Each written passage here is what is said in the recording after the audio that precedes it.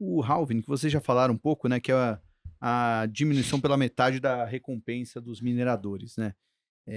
Tivemos já 3 na história do Bitcoin, devemos ter o quarto agora em abril. Eh, o es Atinge uma quantidade de produção que aí eles cortam a remuneração, isso naturalmente diminui a Recompensa por a bloco minerado. recompensa, então tem um impacto ali na oferta. E até no seu pitch elevator, Alexandre, você me mandou, você tinha me mostrado o desempenho do Bitcoin, 3, 6 e 12 meses depois dos outros halvings que a gente teve, né. Então em 2012, o Bitcoin subiu 8.000% depois, 1 ano depois.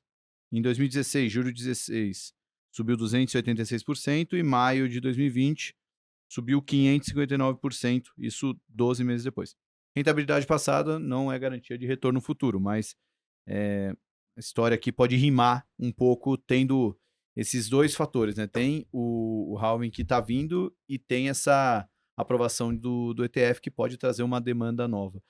Tô sendo muito generalista ali ou tem aí um casamento de fundamento com timing aí no mundo dos bitcoins? Eu acho que tem. Nesse ano a gente entrou com uma perspectiva muito clara do que assim, a nossa gestão de carteira é, uma hora a gente está com mais peso em Bitcoin e menos nas altcoins. Alt é alternativas, né? Então Uhum. moedas alternativas.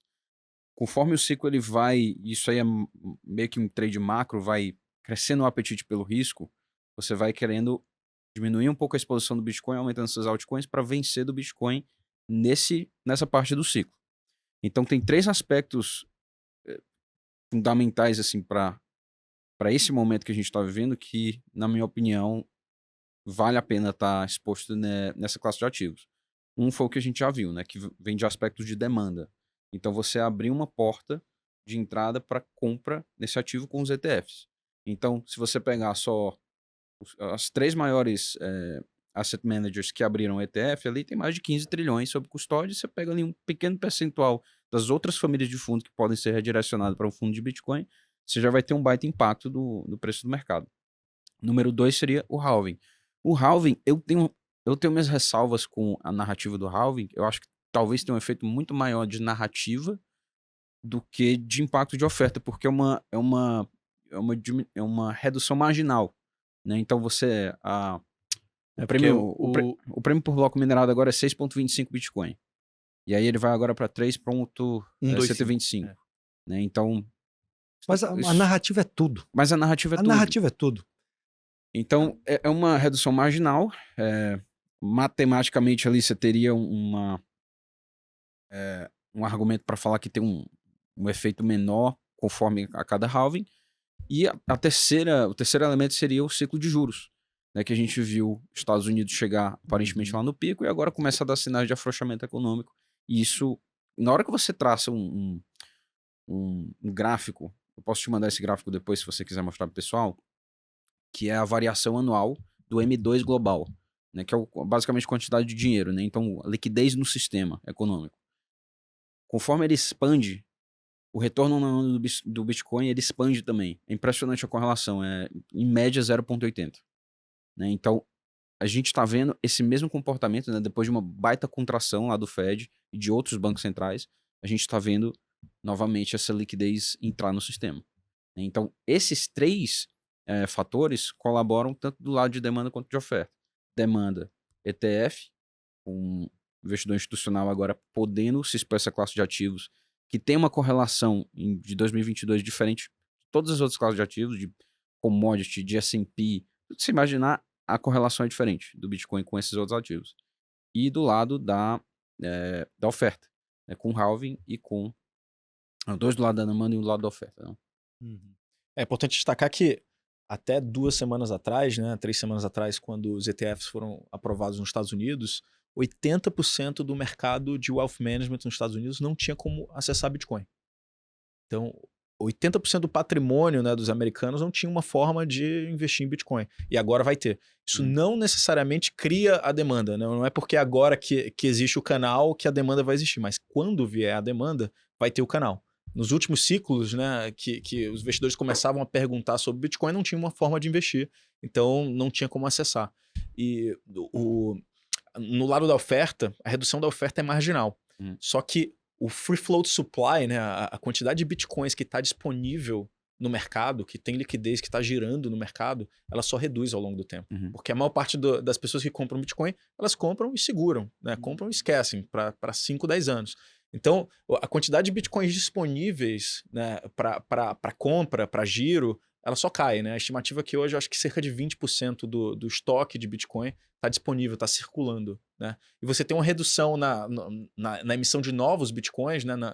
No incremento desse free float supply, pode causar um choque sim, né? Assim, se você tiver um choque de demanda, não tem Bitcoin. A verdade é essa, não tem Bitcoin disponível no mercado e quem tem Bitcoin, né, acredita que esse negócio vai valorizar muito mais do que já valorizou até hoje. Então, ninguém quer vender. Então é uma festa que, assim, quem tem o convite não quer vender. Exatamente. É melhor do que isso, porque a oferta é inelástica.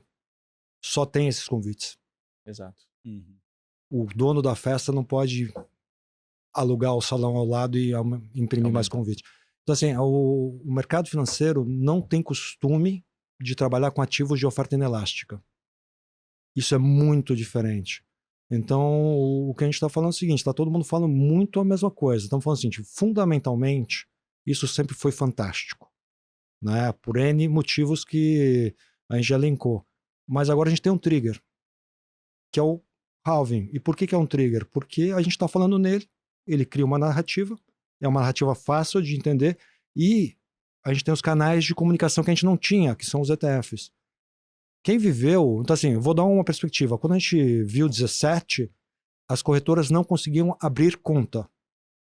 Olha a loucura que eu tô falando. Em 2017, o Bitcoin saiu de 1.000 para 19 mil dólares. O gargalo era com os prestadores de serviço impossibilidade de abrir conta. Teve uma exchange no Brasil que ela ficou 21 dias parada. Porque ela não conseguia processar. Quando a gente abriu o fundo, acho que no segundo mês, a Binance ficou 3 dias fora. Porque ela desincronizou. Olha o que eu tô falando. Tipo, ó, a maior bolsa do mundo ficou 3 dias fora. Essa era a infraestrutura. Imagina agora que, né, o que vocês falaram, 80% da grana americana agora é apertar o botão lá e investir. O que pode acontecer? E daí quando você fala, putz, não tem a demanda.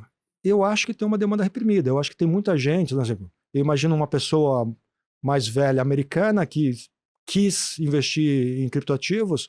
No passado, acho que não se propôs a abrir uma conta numa corretora, mandar dinheiro lá. Mesmo porque alguns bancos nem permitem. Hoje, tipo, a gente estava comentando aqui, tem alguns bancos que não vão oferecer ETF. Então não é que...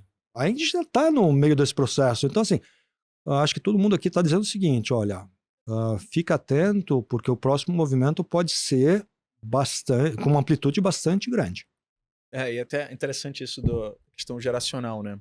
Nos nossos ETFs aqui no Brasil, a maior parte dos investidores de varejo, o patrimônio investido dos investidores de varejo, quando a gente olha para perfil de idade, a maior parte do nosso patrimônio tem acima de 50 anos de idade. Então, assim, não é o millennial, não é o Gen Z que está comprando os ETFs, né, que está investindo nos fundos. Esse perfil, né, o investidor de 15 anos, de 20 anos, 25 anos, ele vai lá na bolsa e compra diretamente, porque ele já está acostumado com esse conceito digital, né? Ele já, tem uma carteira digital no meu celular, isso é simples, bota aqui uma Ledger, já consegue utilizar. Você pega um investidor de mais de 50 anos, ele não vai topar esse risco. Assim, de abrir uma conta no exchange, mandar um dinheiro, aí tem que ter uma wallet, né? Tem que guardar a frase. Ele não vai fazer isso. E aí esses investidores vão no ETF. Então, é até um público que hoje as exchanges de cripto não acessam, porque simplesmente é um público que não vai. Ele está lá no banco dele, está lá com o assessor de investimento dele, não vai querer ir lá tirar o dinheiro e ir para o velho oeste ali de cripto. Então, é interessante esse ponto, né? Assim, que essa geração que hoje detém a riqueza no mundo, né, que são os baby boomers ali, eles ainda não tinham uma forma de acessar o Bitcoin.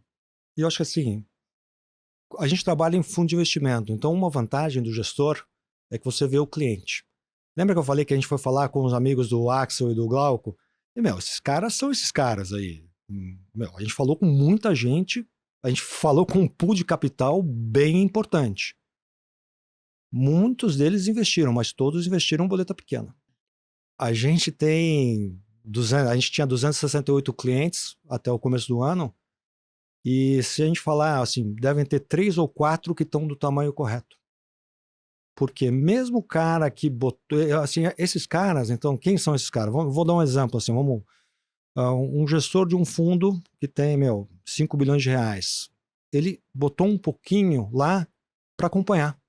Ele ainda não fez a boleta do portfólio, que eu acho que você falou isso também, que você tem um pouquinho. Uhum. Então, o ter um pouquinho não é a posição correta.